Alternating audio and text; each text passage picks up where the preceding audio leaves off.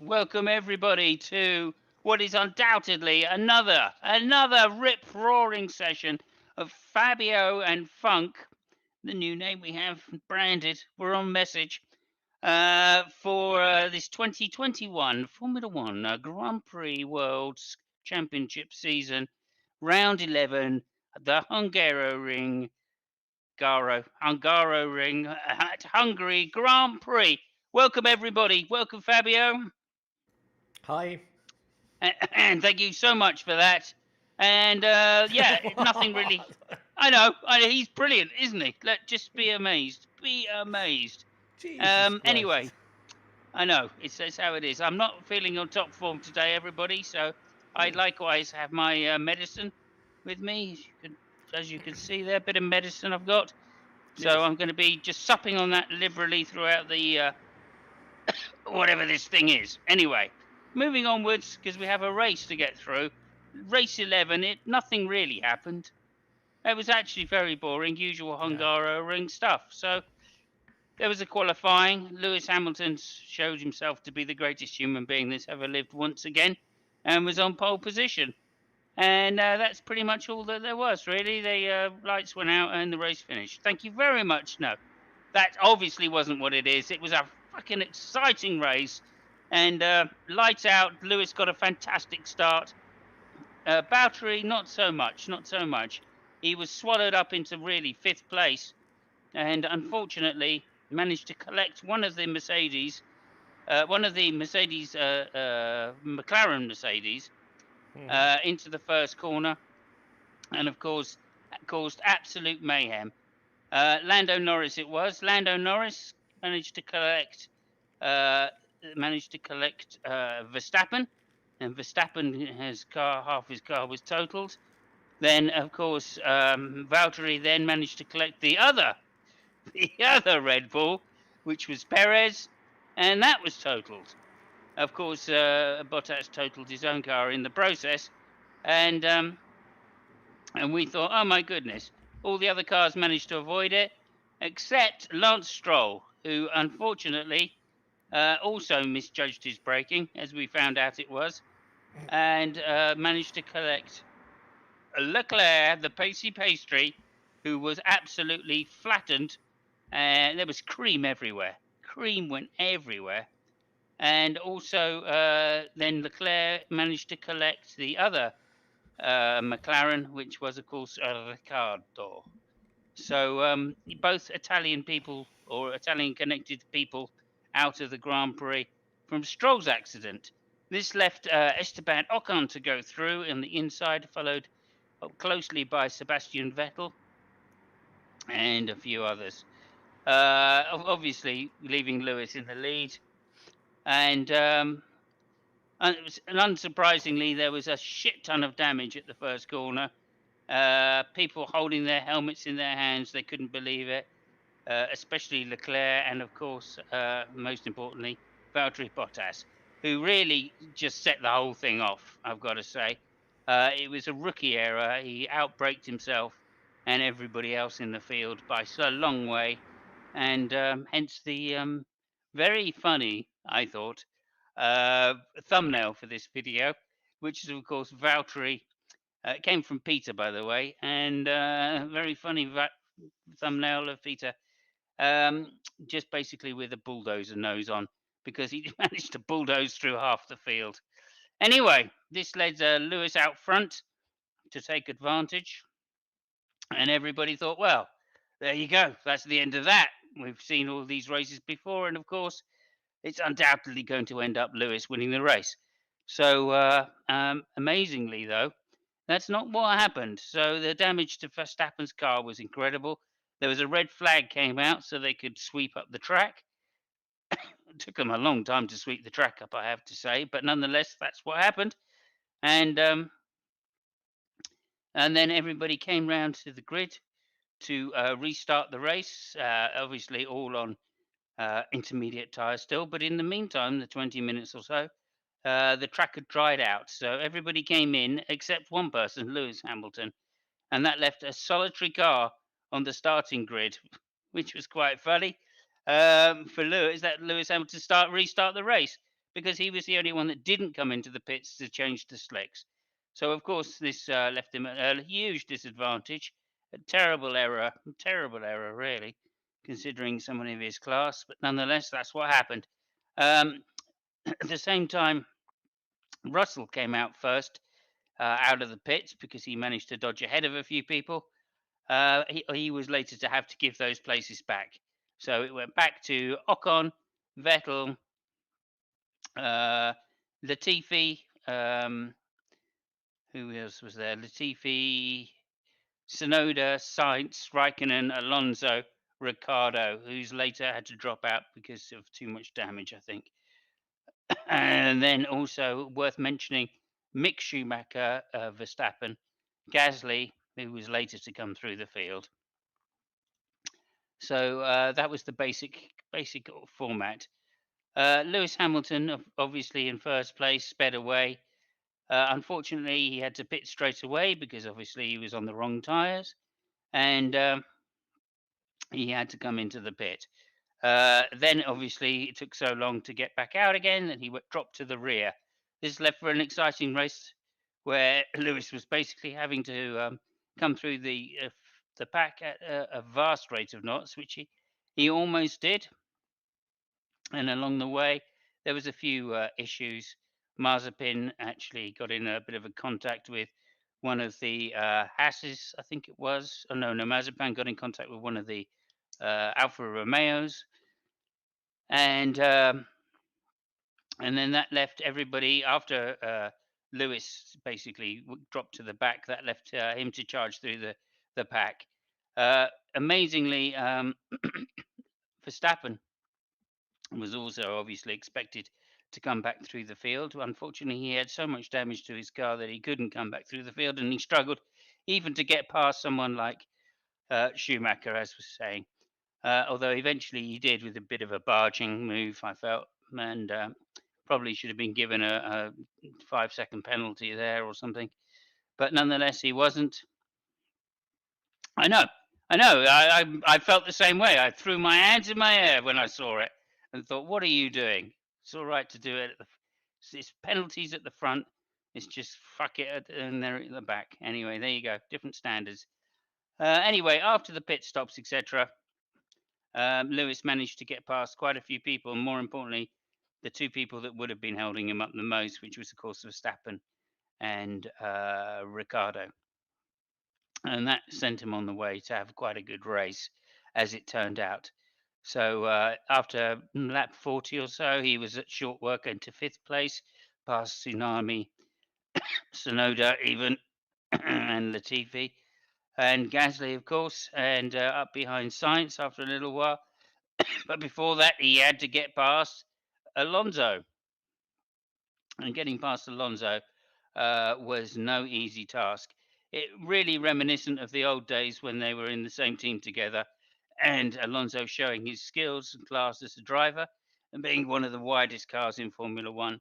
It took him quite a few laps to get past Alonso. Eventually, Alonso outbraking himself into turn 1. Lewis managed to get past in turn 2. Not unfamiliar territory. And again, I was thrilled by this actually because back in the day, Alonso was one of the hardest drivers to overtake, and it showed that he hasn't lost any of his skills in a Formula One car. So that was great. Still, nonetheless, lap 63, he finally managed to get past Alonso, or maybe 64, can't remember, around there. And then it was just on to Sainz, which of course was not too much of an issue because Sainz's tyres were completely worn.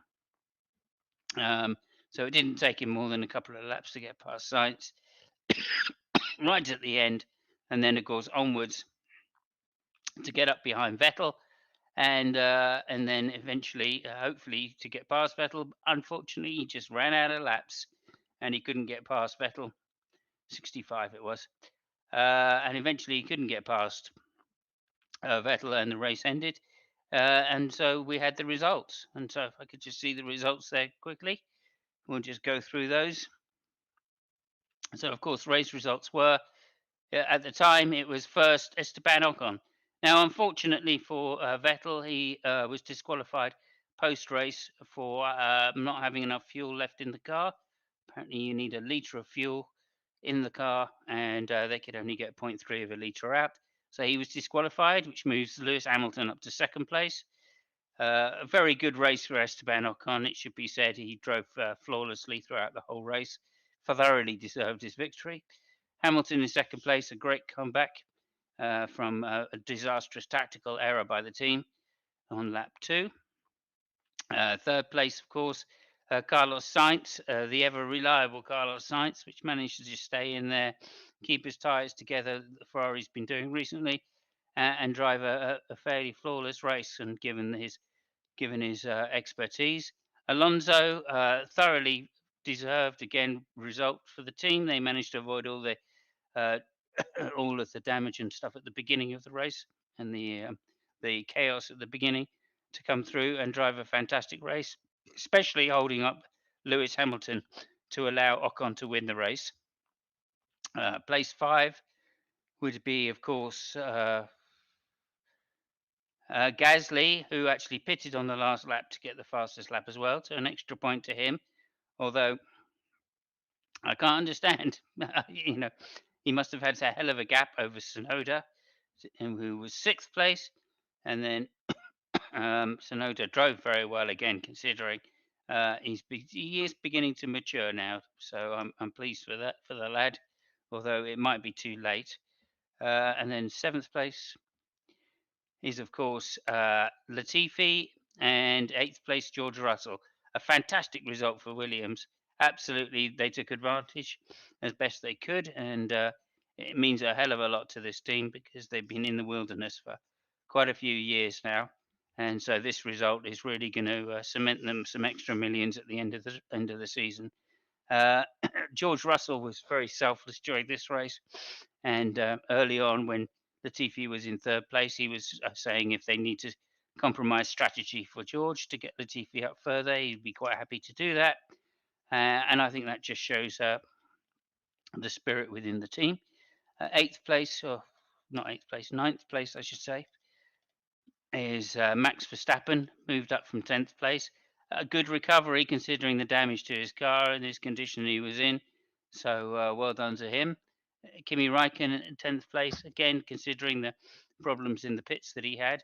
Very, very good recovery. 11th Ricciardo, who, despite having a damaged car, did very, very well. Schumacher, a fantastic race by him. A lot of plaudits put onto Schumacher, so well done to Schumacher.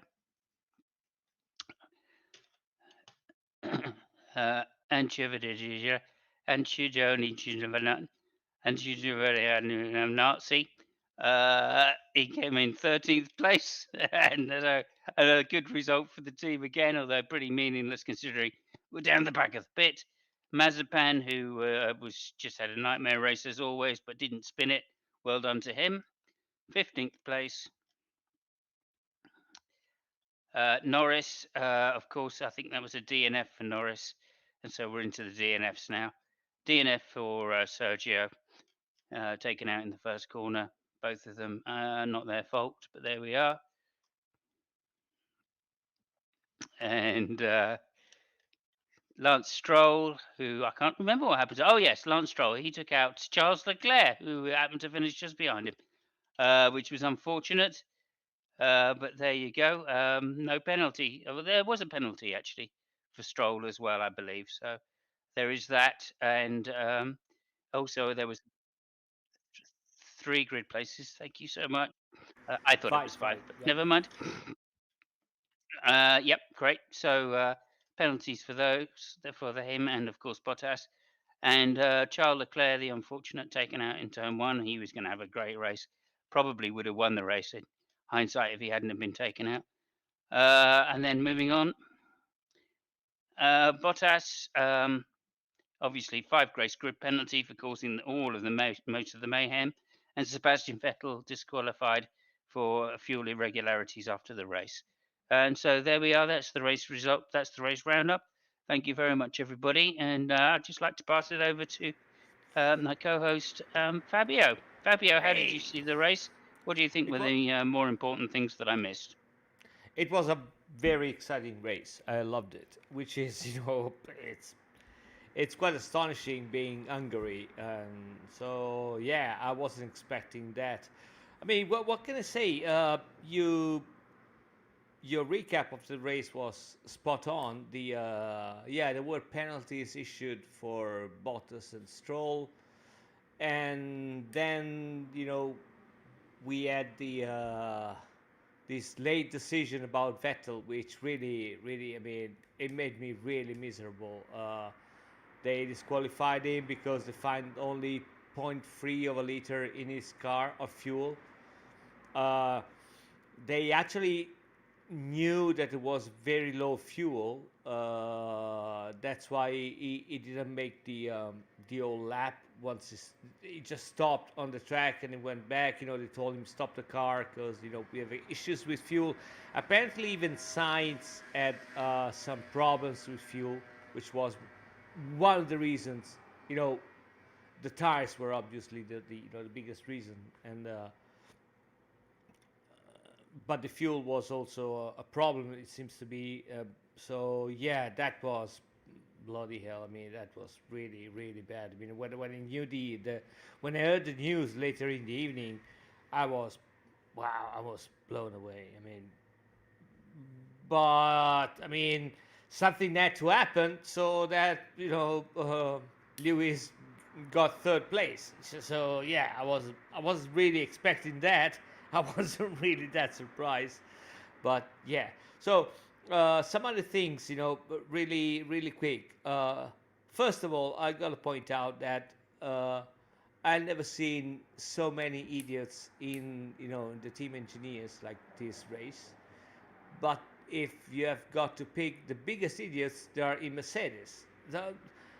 So the everybody, and I have no fucking idea what possessed them, but even the drivers, they did not realize once the race restarted that the circuit was dry. I mean, that really blows my mind because Hungary is one of those racetracks where you can actually see other part of the racetrack from the pit lane. You just have to go upstairs and look. You need these really sophisticated instruments called eyes, and you could see that the track was dry, but everybody started with the intermediate, and then Mercedes. So that was the first part where I think I was just said thinking to myself, COVID has basically taken the brain of all the people in there because I do not understand that. And then when I thought that they can't be that stupid, Mercedes decided to play the trump card and say no, we are more stupid than the stupid. So they decided to leave Lewis outside while everybody was pitting in to change the tires, which again it just blew my mind. I was thinking, okay, maybe they know something that we don't, but apparently that was the other way around. They didn't know something that we all knew. So yeah, Yes, good well, job. the excuse that came out later, of course, was if they'd pitted, Lewis Yeah. being in the first pit box wouldn't have been able to get back out into the pit lane until most of the cars had passed anyway. Well, that's another problem that I want to address later on. Actually, let me start right now, and that ties to the all the massacre which happened at the first corner, and I would also say all the fucking mess that happened in the pit lane when everybody went in. I think that it is time that we need for a permanent team of stewards, which they go on all the races, to have something consistent. And let me justify that with two things. Let's start from the lower thing. What happened in the pit lane when everybody was pitting was a disaster. Okay, I saw from the camera car Sainz pulling in, getting the tires. They changed the tires quite quick, and then they waited a little bit, because people were driving by. So you could see that they're waiting, and then he gets in the pit, And what happens? Tsunoda just decides to, to jump in there. So that was something which is, you can't do that, right? It's well, besides being dangerous, it's something that it's not rocket science. You need eyes. Apparently, all these people, they look too much into computers and don't actually look at the outside world. So that is one problem. The second problem is that let's recap what really happened in terms of penalties. So Raikkonen bumps into Mazepin, basically destroying his car, and is given 10 seconds. Okay, well, I mean, he basically destroyed the race of a driver. 10 seconds. Giovinazzi, for speeding in the pit lane, he gets 10 seconds. Where, I mean, there was no danger, nothing, but it's a rule. Okay, 10 seconds. Yeah. Then we get to the people like Bottas and Stroll, which destroyed basically the race for a lot of people. And let's remember, this year we got a budget cap, and the budget cap, I mean, everything you destroy goes in the allotted amount of money that you have. What did he give to them? 5 position in the next race, which is going to be Spa, by the way. So yeah, you give 5 position to a Mercedes. Yeah, good job, and 2 points in the driving license. That is it blows my fucking mind. And then Vettel, because it didn't have enough fuel, like 0.3 of a liter instead of 1 liter, they just disqualified it altogether. He drove a fantastic race. So we have a driver which takes a lot of risks. He drives his car to the limit, and then at the end of it, you're disqualified. Yeah. I mean, I do not understand the criteria. So I get that there are rules, that you must follow the rules, but I think that first of all, they got to look really hard into the rules like there are right now, especially now that you have introduced new things like the budget cap. So who's going to pay for all the damages that are done? Well, the teams are paying, not the people responsible. And that is one thing I think that must be addressed. And the other thing is that we need something a little bit more consistent. If you have a permanent set of stewards which are running all the races, I'm not saying that everything is going to be better, but at least it's going to be consistent. So it might even be consistently bad, right? It doesn't matter. Once you know what the criteria are, you will see those criteria applied. And also, you could also, if you have a permanent set, you could also give those guys a little bit more of leeway, and say, okay, you can actually interpret the rule. Nobody would complain about it, I think, because that would be the same as, going to a tribunal and having a judge. You expect the judge to act, every time the same. But surely, if you go in front of the same judge every time, that is going to have, an interpretation which is, usually consistent, unless it's mad. Okay, let me address a couple of the points you make, because I will forget. So firstly, there's a difference, obviously, between sporting regulations and technical regulations. And so some of these particular fouls are sporting, and some of them are technical. The sporting one, for instance, of course, is Bottas outbraking himself into the first corner and taking out half the field.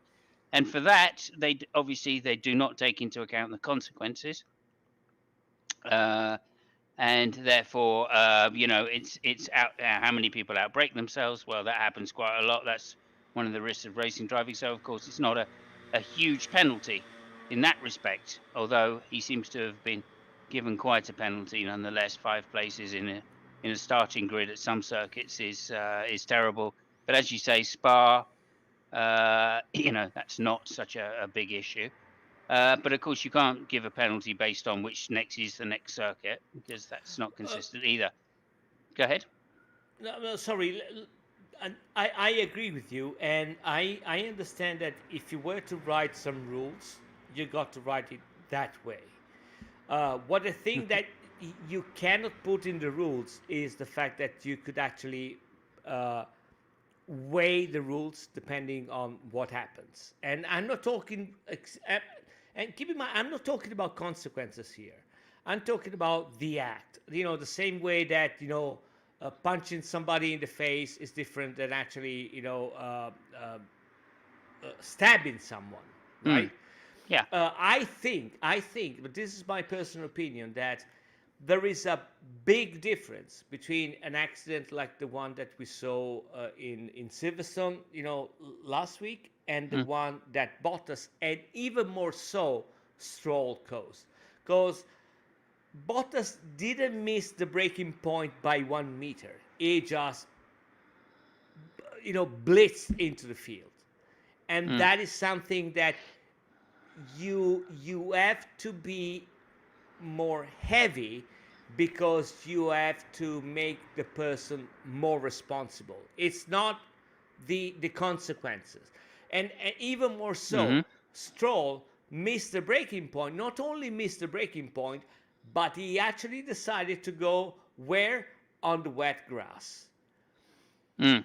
I, so I think that there are some things that you can learn, by reading the rule book, and as with kids, it's stupid to say that, but I understand when you're in the midst of the competition, you got to find a way to actually teach the people that there's some things that you can do, and it is different depending on how you do that. Getting in the wet grass while you're losing your breaking point, it's insane. It's bonkers, Mm. because you basically decide, okay, I've lost control. Let me put it in the wet grass so my car turns into a fucking torpedo, where I have no chances at all of any kind of control whatsoever. Yeah. Yeah, I get You you. know? I get what you're saying, and yeah, in some respects that's fine. But of course, if the option is hit another driver or take to the grass, then again, I understand why the instant reaction of most people, including a Formula One racing driver, is going to be just to avoid the accident at all costs, even if it's going to cause a bigger accident, because you don't know that it's going to cause a bigger accident until you actually arrive there. Now, I'm not disagreeing with you. Size of penalties, I think, and consistency of penalties for sporting regulations is an issue. But I'm remembering back now to how it used to be before they changed the rules to the current rules, and it was even more, and it was even Yes. more unstable, not unstable, inconsistent. No, And I understand. I hang on, understand. hang on, the reason it was inconsistent, of course, was because they had different stewards at every race circuit. Yes. Okay, so the FIA changed it so they had a set of consistent race stewards at each track, barring one place, which was given to a circuit specialist or a guest driver, whatever, who had some understanding of racing on that circuit. That was how it's supposed to be. Right. So, so I do think the Formula One have already, FIA have already taken action to try and sort some of this problem out. The problem is as the regulations change, for my money, as Hmm. the regulation changes, as the regs change, then the criteria becomes different, right? And that's Yeah. some of the issue for me, is that uh, you know, um, like with the fuel issue for Sebastian in particular, I'm disappointed because, of course, as they've increased the safety regime for the fuel tanks, and they've and they've stopped limiting the fuel for so heavily to try and get engine efficiency by the manufacturers. As the manufacturers splits that, and they can now have a very efficient engines, and so they can easily do the race on 100 kilograms, let alone 105 that they've been given.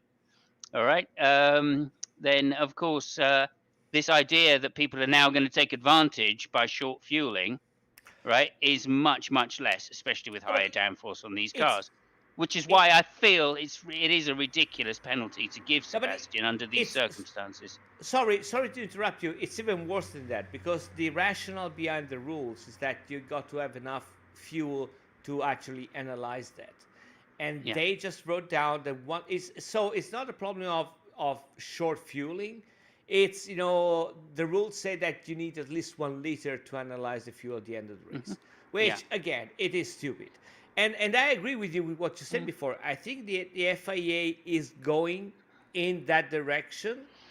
uh, I think that now it's time to step it up and follow up in this direction by saying, okay, you already have, somebody semi-permanent and somebody, raise the number from 3 to 5 and have a permanent committee of people which writes all the tracks.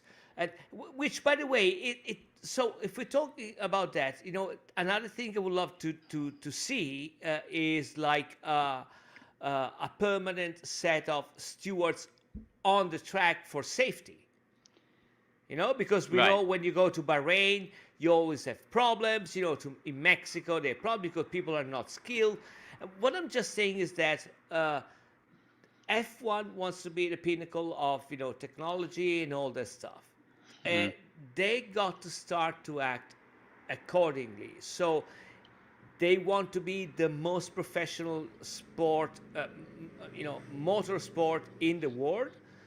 Raise the bar, like raise the bar a lot. It's not that they lack money. They just have to pay people a little bit less. Doing stupid things. Well, no. I mean, this Just is the legacy. This is the legacy of Bernie, right? no. He Yeah, but no. he used So, to but put such pressure on the circuits to come up with money in order right, to host the damn things, right? right. That they literally used these cuss car at every opportunity. Yeah, And in but fact, it was only circuits like Silverstone that had voluntary stewards, okay, that could actually, that was half the reason they could afford to put it on, Mhm. right? Is Yeah, but the British Grand Prix is because they were right. voluntary. They have to raise the bar. I mean, you cannot expect.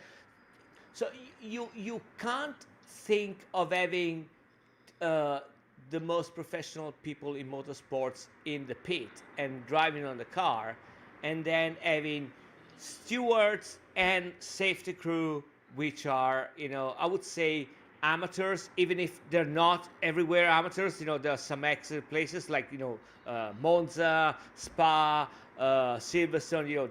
The people which could teach, and they actually do. They I do. know They that do. I know that some people from Monza, they usually take it and go to Bahrain, stuff like that.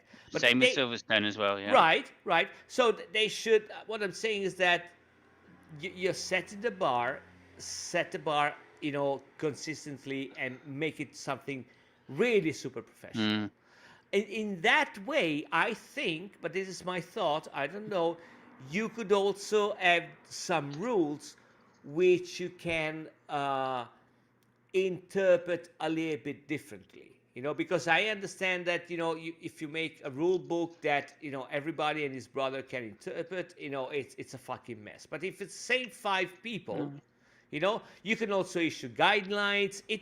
I mean, in a way, it would be way much easier. You know what I mean? Yeah. So Well, I I agree. just hope that something like that happens, because again, Yeah. the Vettel thing was really killing me, and Yeah. also Well, I really, it's a technical reg. That's my no, point, no, though, no, isn't but it? yeah, but I mean, but again, I really do not understand, the 5 position to Bottas and the 10 seconds to Giovinazzi compared to the seconds. I mean, I would have been way harsher with Raikkonen or with the team, you know, Yeah. because they destroyed the car. I mean, again, it was Mazepin, so Well, fuck again, it. you But see now. Look. think No, no, about no. if it Let's was just. Okay. if it Let me was stop you. Lewis, Let me stop you. Let me stop you.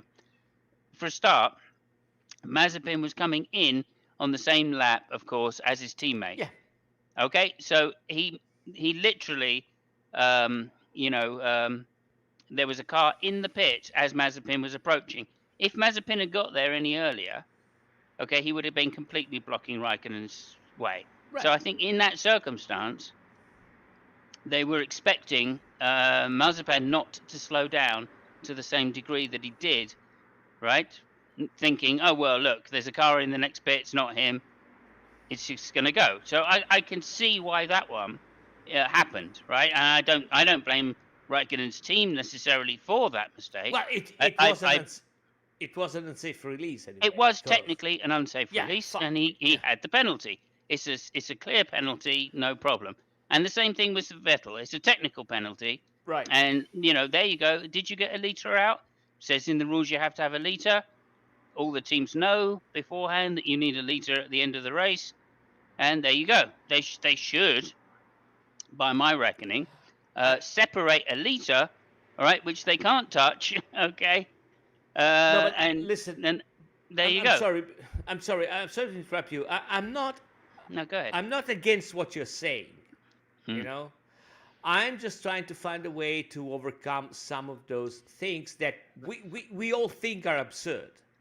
Because Yeah, we they don't. make sense. That's that we don't know. We don't think they're absurd, right? Because back in the day, short fueling was a big issue, right? When you could have any size fuel box, any size fuel you wanted, right? There was a big problem because people were putting massive fuel tanks onto their cars, right? Burning their engines up 3 times as I, fast.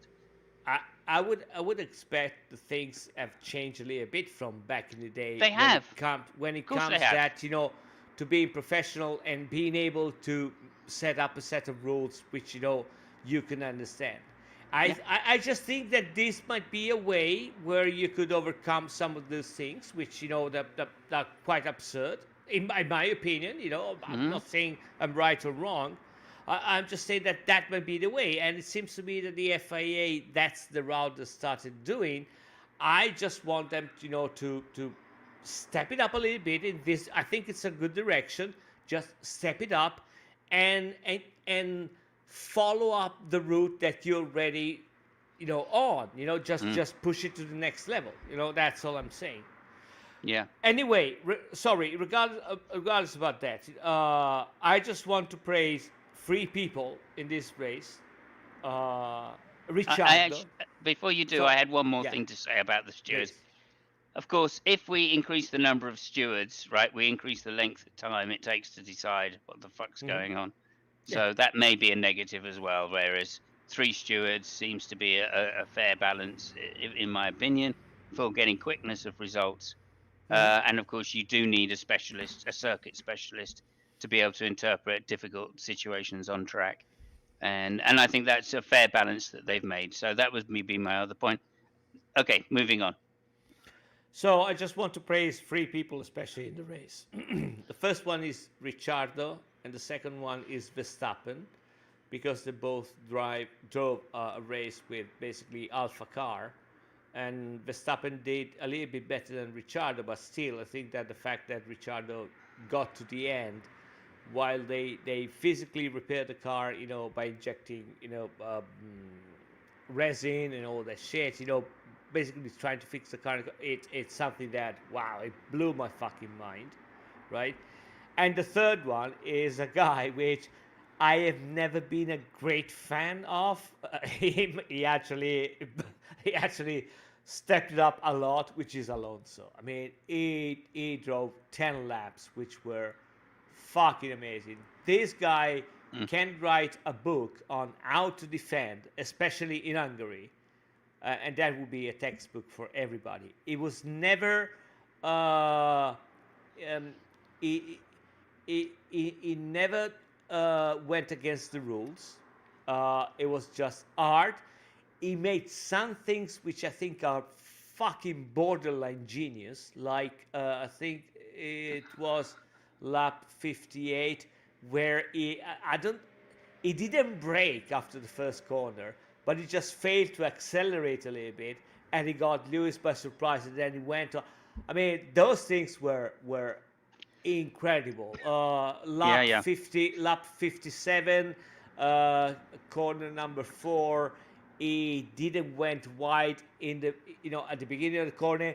He went a little bit wide in the middle of the In the corner, mid. just Yeah, enough to fuck Lewis Hamilton off a lot. yeah, So that was incredible, and I think that if he didn't make that mistake in corner 1, Lewis would still be behind Alonso right now. They would still be running in yeah, Hungary, I would still be behind because that guy managed to make his car double the width. It yeah, was incredible. yeah. The other thing which I loved is when they interviewed Alonso after the race and they asked him, I mean, how did you do that? I said, well, no, I did nothing special. Lewis had some problems. He was snapping out of the corner, but I did nothing special. And then somebody told him, Lewis complained about your drive. And I said, Oh yeah. well, he always does. That's it. Fuck it. The guy is 40 years old, is sharp as a knife. He's still salty from 2008. Oh, he's fucking brilliant, man. He's Yeah. fucking brilliant. And I mean, he knew that what he was doing that in order to make Ocon win. Yeah. He applauded the guy at the end of it. So, yeah, I mean, I honestly do not recall Fernando being that, Oh, he was kind of like that with Button, although he wouldn't yeah, let yeah, Button. you're He right. wouldn't let Button past. There was Yeah, no time that he yeah, would easily let Button past. yeah, But he was good friends with Button, it seemed to me, right. and they got on well off track. So Yeah, yeah, you're right. I've You're right. never been one to think that Alonso is just a salty person that can't get on with Mm. anyone. I just think he like Schumacher is a world champion for good He's a reason. very competitive guy, yeah.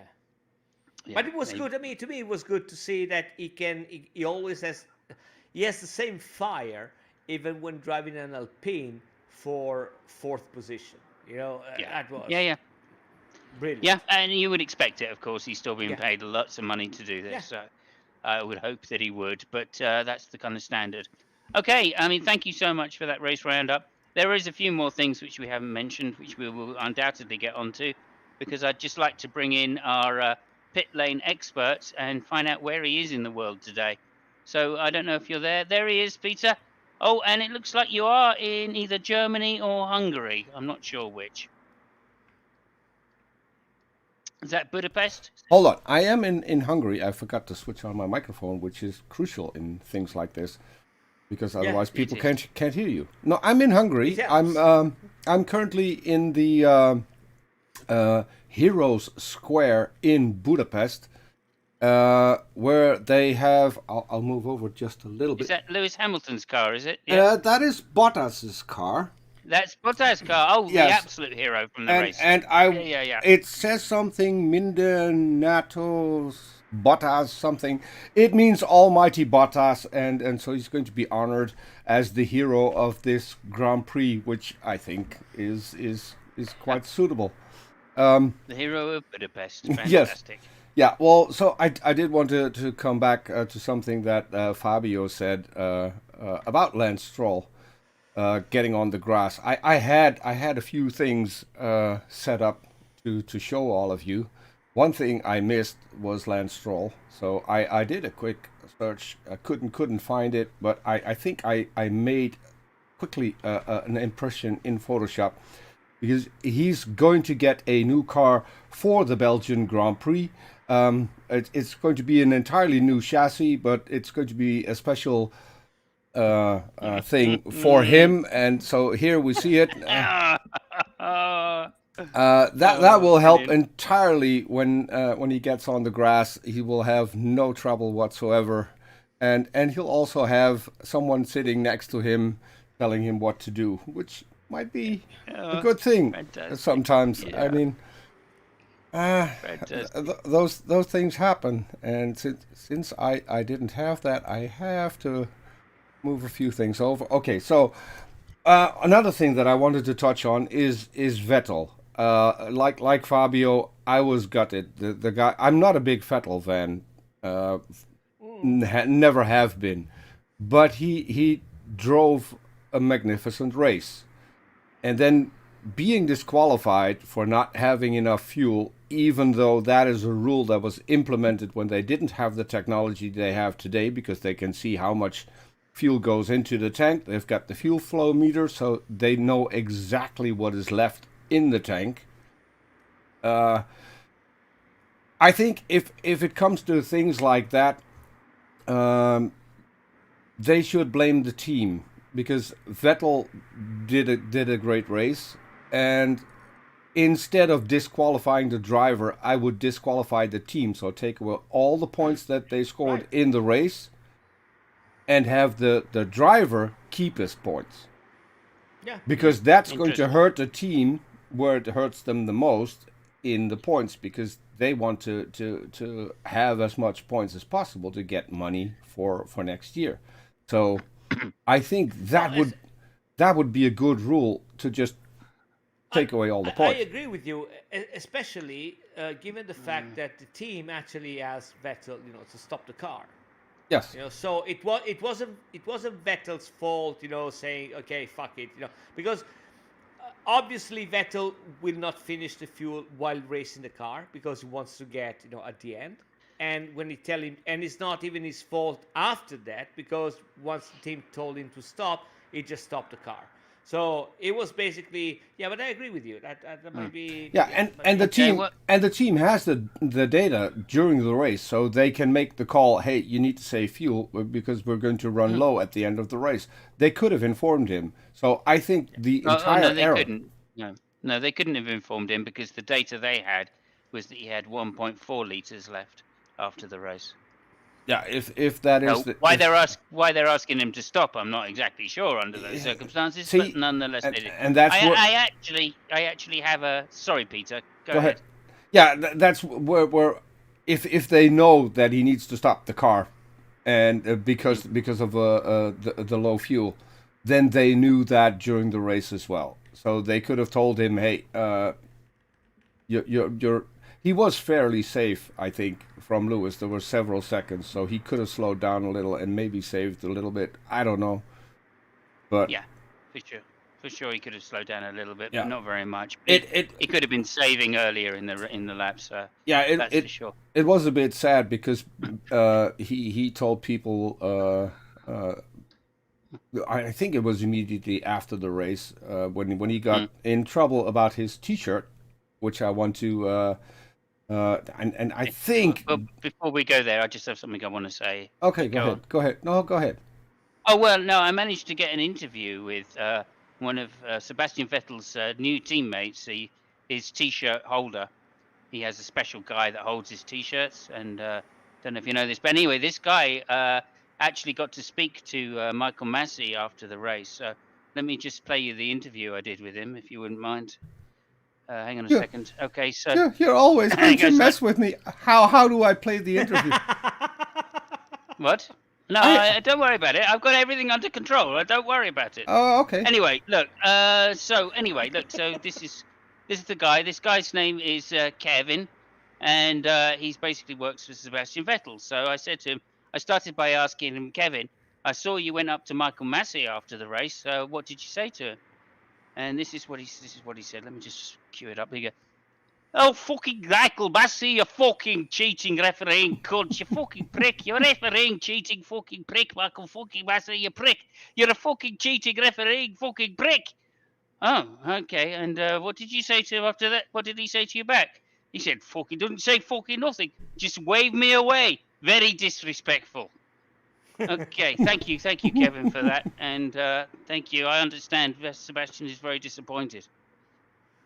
Well, see, Right, so there we go. That was my interview with Kevin, Sebastian Vettel's T-shirt holder. yeah, I've got a slightly different thing because there was a bit of a communication with Vettel over that particular T-shirt, and that's why it's a bit sad that he got disqualified because he said because of that T-shirt they can disqualify me. I'm more than happy to take that, and yeah, he got disqualified for different reasons. But so here's what happened. So. He had this T-shirt on, and the FIA said, "Oh, no, not that shirt." And Seb said, "Well, okay," and put his mask on.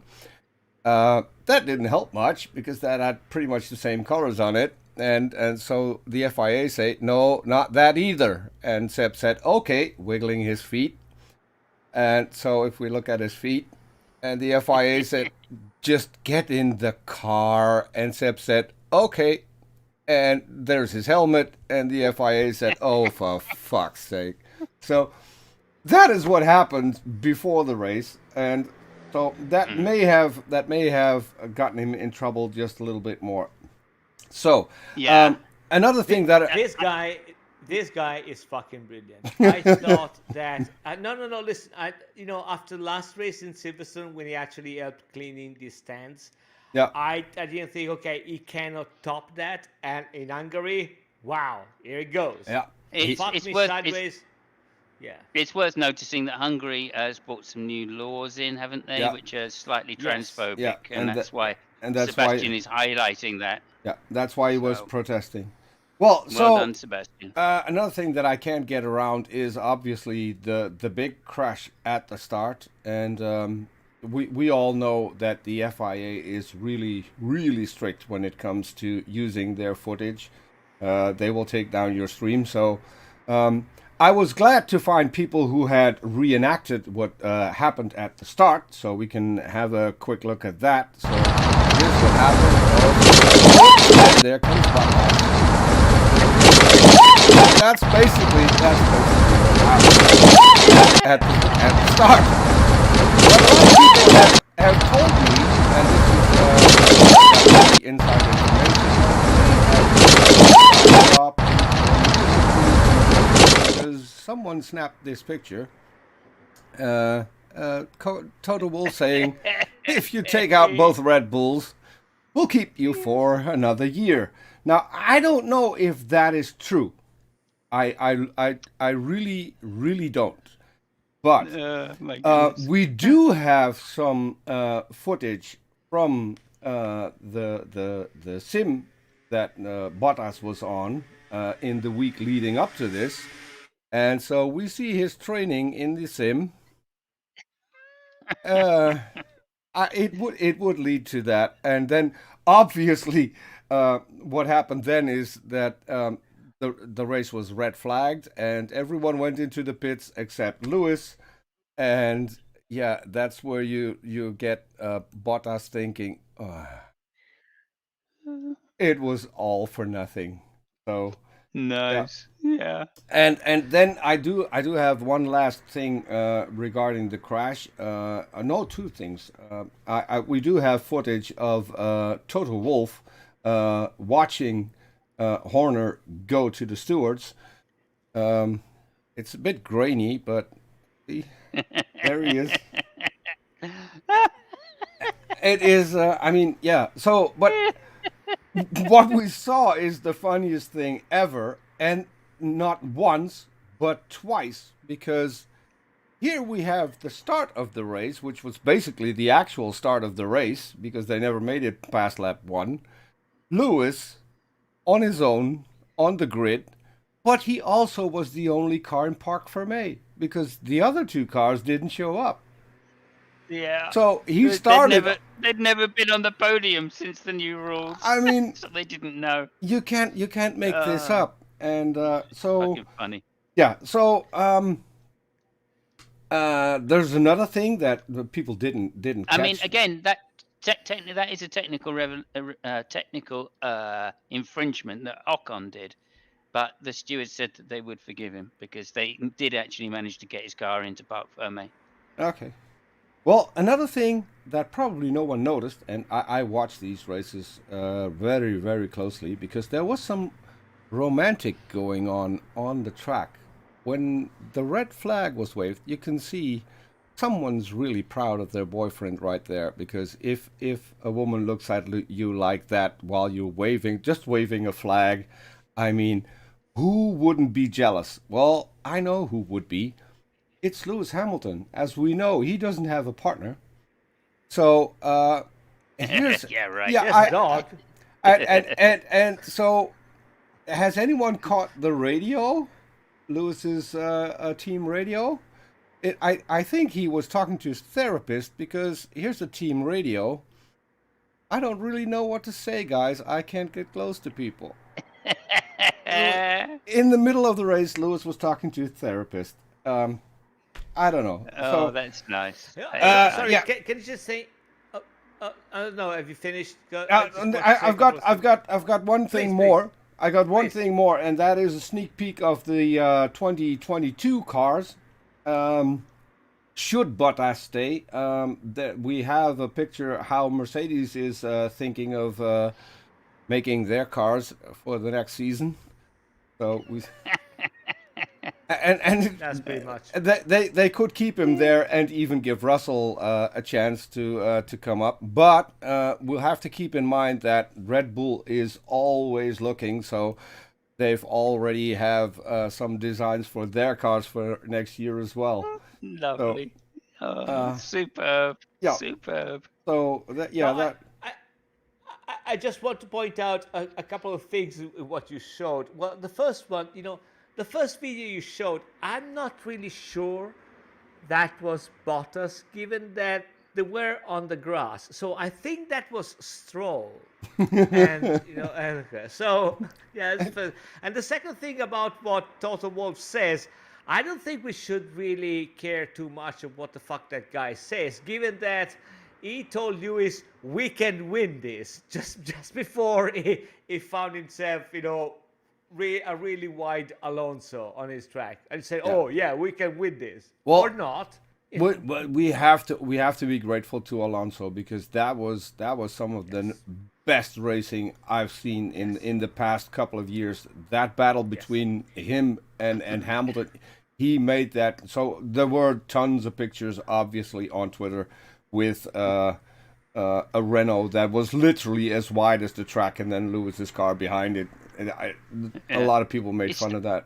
got It to was I say that it's standard Alonso. Really, he is that good. that He's was always been brilliant that. I, driving. I was keeping messaging Simons during the race. Alonso is not Tsunoda. I mean, somebody tell Hamilton that Alonso is not Tsunoda because he tried to pass him at corner 4. He did it with Tsunoda. You can't do that with Alonso. So somebody Yeah. tell Lewis that this is not Tsunoda. So do that. But before you guys carry on, given that we are, on a revelation moment, Yeah. Sure. no, I would just want to point out, and I know that nobody's really aware of it, and this is a really big scoop for the few people which to watch this. The real reason why Ocon won, that they had some external consultancy, and I sent a picture to Simons, which I think you have, Peter. I have. So this is a picture that I took, right? And it shows that we were really close. That was taken the 24th of June. And after the problems that they had, they asked us, okay, what we can do to the car in order, to win something. And you see, we did something. So yeah, I mean, we're way better than people think, and we actually can perform miracles on cars.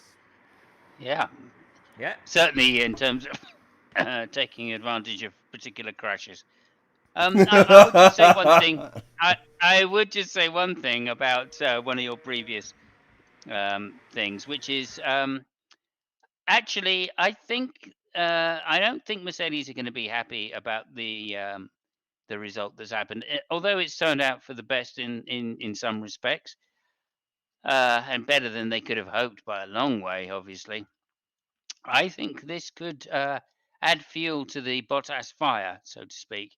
And I still think there may be a change before the end of the summer holiday, Fabio.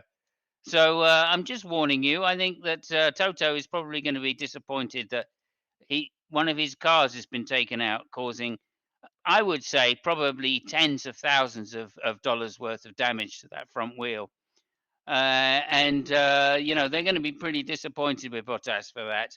And so, yeah, I still think, given that Russell made such intelligent radio communications to his pits in Williams, saying, "I'm happy to be the number 2 driver," Toto, I think was the exact translation which I read. Yeah, I think there still might be a little switcheroo between those two teams, and You're so going. I wouldn't count your bet as being done yet, sir. You're And going to so I want you lose. to make sure that you find a case of the finest Italian white wine you can find, and have it ready for me. I am super uber confident, especially after Hungary, because if they haven't fired him on the spot before he even got back to the pit, that guy is gonna finish the year no problems. No Okay. problems at all. If it was any, I mean, if it was Red Bull, I think that when Bottas came back to the pit, he would have found his suitcases already prepared and an airplane ticket on top of it, and say, yeah, that's where you have to go. No, but Mercedes, they will keep the guy. Yeah, Yeah.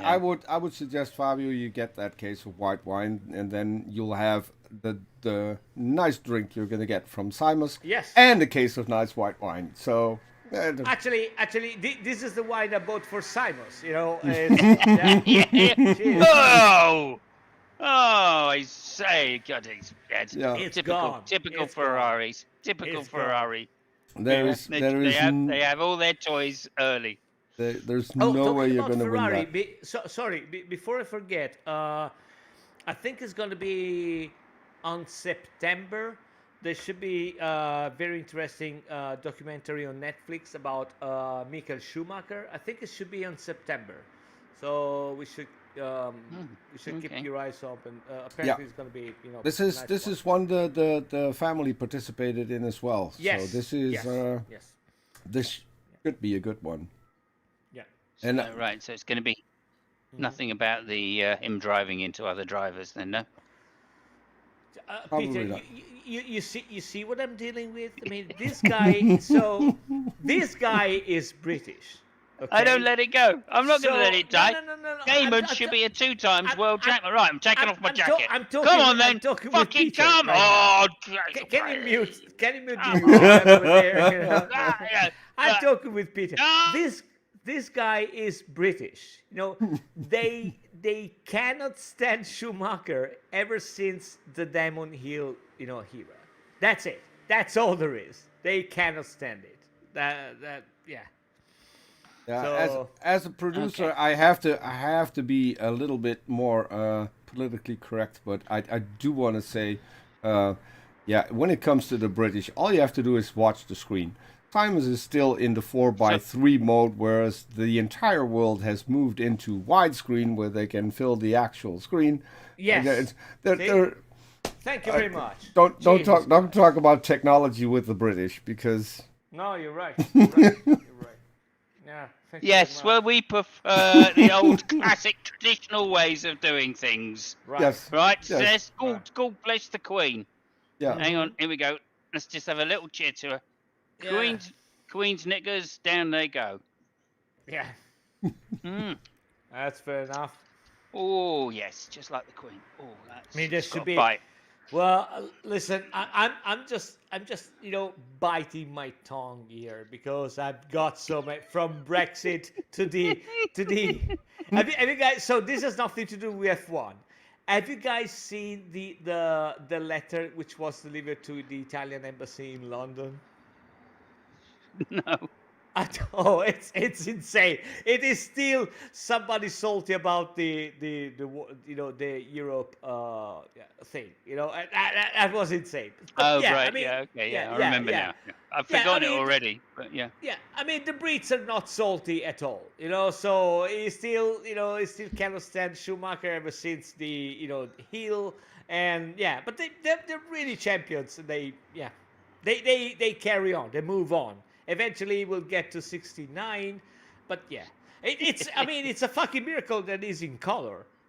So I've got a favorite I'm not sitcom. saying anything, okay? I've got a Just keep it favorite quiet. sitcom from, I think it was late 70s, early 80s. Yes, Oh, it's gonna Minister. be shit. Yes, Minister, and yes, Prime Minister. If you want to know Yeah. how the British ruled their country, this is still going on today. Yeah. And that wasn't a sitcom, that was a documentary. Well, kind of. Yeah. I would go for. Have you not seen The Thick of It? The thick of it? No. brilliant. Yeah. Yeah, well, both the check out- movie and check out the series. Yeah. Yeah. Check out The Thick of It. Yeah, It's yeah. it is really, really good, It's and really actually good. is quite accurate to Tony Blair's government. Mhm. So there you go. Peter Capaldi is a fucking genius in that series. Yeah. There's some great put downs. Oh, Really yeah, good put downs in it. Oh, So yeah. let's leave it. Anyway, just to round it up then, anything you want to say at the end there, Fabio? No, I mean now we got a little bit of vacation. Next one is gonna be, so we're gonna have Spa, Spa. Hmm. and then something, and then Monza. Yeah, Does Yeah. something? Soundfort, not something. Something. Soundfort. Some, Oh yeah, Spa, if we ever Spa, get there. and Yeah. then the first oh, Dutch Zandvoort. Yeah, it's yeah. Dutch Grand Prix. Yeah. Netherlands. Yeah, yeah. Now again, yeah. So yeah, Spa, Again, Zandvoort. back to a So no talking over. about, Go ahead. sorry, talking about Zandvoort, you might know that, Peter. Did they get the how do you call the Banking. Banking. no, not the banking where you actually the, where you actually walk. You know the thing which is beside the road where you actually walk, and there is a big Pavement. no, there is a big step where you know where Curb. pedestrians walk. Walkaways. How do you call them? You know. Sidewalk. Yeah, sidewalk. That's There was, American, but yeah, okay. yeah, I mean, because there were some huge steps. I remember in Zandvoort, you know, along the road. Did they manage, you know, to I actually, you I know? have no clue. The last Okay. time I went to Zandvoort, it was also with a car related thing. There was a tuning event and a racing event on Zandvoort, and I made the terrible mistake to make sure that I was one of the first to be there. And it took us, I think, between 8 and 10 hours to get off the parking lot. I remember that to this day because we were held up in traffic. It was horrendous, and people came from their houses offering us sandwiches because we've been there, and the entire day there was no what they call a fish and chip shop in the UK. They call a snack bar here. There was none of them had anything left. They was completely sold out. So the people of Sanford provided food for the people who couldn't get off the parking lot, which I still to Nice. this day think is brilliant. But I hope they got that solved because Yeah. it's horrific, and especially when it's hot and you have to sit in your car and every once in a while drive 1 meter forward. It Yeah, no chance. And of course, I remember Zandvoort from the 70s Formula One driving, and it's another one of these no overtaking tracks. But hopefully, the improvements will change that somewhat, and there'll be some overtaking at the end of the main straight. But yeah, unlikely, I feel. So I'm a little bit hesitant about it. I'm hoping for a good race, but nonetheless, we will see. I'm I think I'm it's going to cu- be very much like Hungary. I'm really curious what it's going to be like, and I'm also curious what it's going to be Mm. like seeing the drivers drive on actual banking to see what that does, because that's going to get some problems as well. I think when with the Yeah. setup, maybe I don't know, Not really, no. I mean, but but remember that they we used to drive at Indianapolis on the banking, hmm and also there was another circuit. I remember one year Montoya set up his car so it had some like IndyCar style steering, so he had to opposite steer around most of the circuit, Hmm. except for one corner where he set up the car to overtake Schumacher. Don't know if you remember that. I can't even remember the Uh, name of the circuit. was it in Um, Germany? I can't remember the circuit It now might because be it's my might brain's not working. But it might be the circuit where Zanardi got the accident. I yeah, can't that remember sounds the name. right. Yeah, that sounds right. Yeah, yeah, yeah. Yeah, yeah. So yeah, Montoya is the only one to have set up an asymmetrical setting on his car for Formula One, and he did it at one track where it was the only track where it was possible. And lo and behold, that was one of the few overtakes on Michael Schumacher. So there you go. But I doubt anybody else will be doing that this weekend because I don't think anybody has the kind of experience that an IndyCar driver has, like Montoya had. So, but nonetheless, I'm hoping for a good race. I'm not hoping very much because it's Zandvoort, but Bubblefish says nonetheless, I'm hoping for rain for Zandvoort. That should be interesting, and a brand new no, Yeah, track and then rain. yeah, That could make a really interesting yeah. race. That it wouldn't yeah, be great, good for the great point. people, Although I think it wouldn't stop the Dutch people from showing up, because It, this Nothing will. this is a big deal for the Netherlands to get Yeah. Formula One back. So it would Yeah. also not be good for anybody close to Bottas or Stroll. So.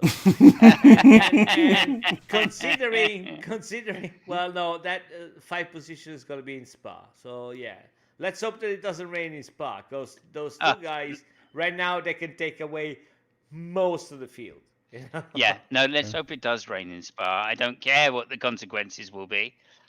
We've had some massive crashes in Spa, but every time there's a rain in Spa, you always get a great race. we had a massive So, crash a couple of days ago No, there. and also do not forget the Spa is one of the circuits that it can easily rain in one part of the circuit and not in the other. So now that would fuck up things royally. Ooh. That would be super interesting. Yeah, I agree. And would give a huge advantage, though, to Verstappen and Hamilton, of course. And also, I mean, that would not be so uncommon in Spa. So, yeah. No, that's right. Yeah. And, hopefully, I mean, again, I find some of this, we used to have rules, didn't we, where drivers would go out and do several laps to warm up before going to the grid. Right, they would come out, they would go do a lap, go in the pits, come out, go do a lap, go in the pits, and then they would go around to do the out lap, right, and then line up on the grid. They and still that's do. okay. Well, I thought they did one, and they literally just came out the pits, went round, lined up. So they do at least 2, because I know that they get out of the pit, they try to start, they make a lap, they get back in the pit, and they try another start. So they make at least 2. I don't know if they make more of it, but I think they make at least 2 of them. Right, okay. Well, fair enough then. I just think in which case it makes Bottas's error and Stroll's error even worse. So perhaps you're right about 5 places not being enough. Okay, thank you very much, Peter. Did you want to say anything at the end? No, I'm just I can't wait until the summer break is over. I think we've got a good season ahead where we at least have 2 drivers competing for the World Championship. I've been a Hamilton fan since he joined, so he's still my favorite. But yeah, you can't get around Max, and especially now he's got a car that he can actually compete with Lewis. So I'm really excited for what's going to happen in the second part of the season. Yeah, likewise.